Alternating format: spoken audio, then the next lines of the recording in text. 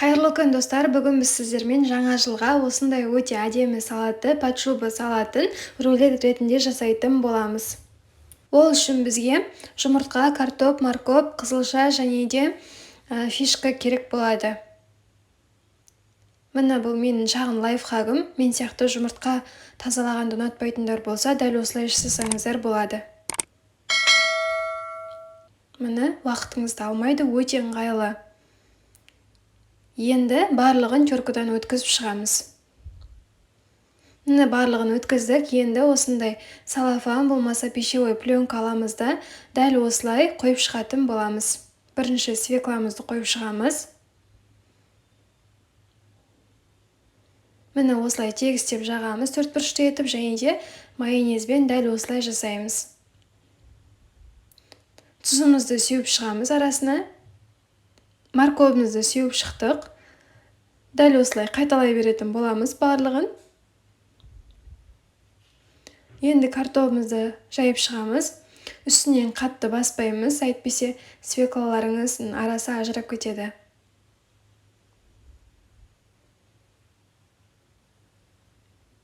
Енді соңғы слой жұмыртқа.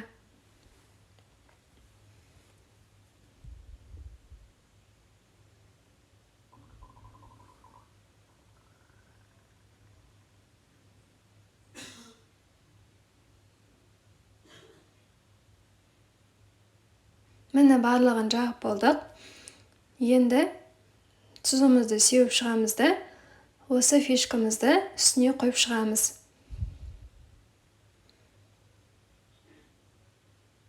Барлығын қойып болдық, енді ораймыз. Абайлап ораймыз. Салафандарыңыздың кішкене үлкендеу болған жақсы, менде кішкентай болып кеткен, көріп тұрсыздар, жанынан шығып қалды. Енді бұны 20 минутқа 30 минутқа морозилкаға қойып аламыз. Осылай өзінің формасын ұстап тұрады, сол уақытта салафанды алып тастай беруімізге болады. Ашылып кеткен жерлеріне жандардан алып қойып жібересіздер. Жаңа жылға қоюға өте дәмді, әдемі, міндетті түрде істеп көріңіздер. Дастарханыңыздың сәнін келтіреді. Рецепт ұнаса, лайк басып, комментарий жазуды ұмытпаңыздар. Және де достар, біздің магазинімізге тіркеліп алуды ұмытпаңыздар.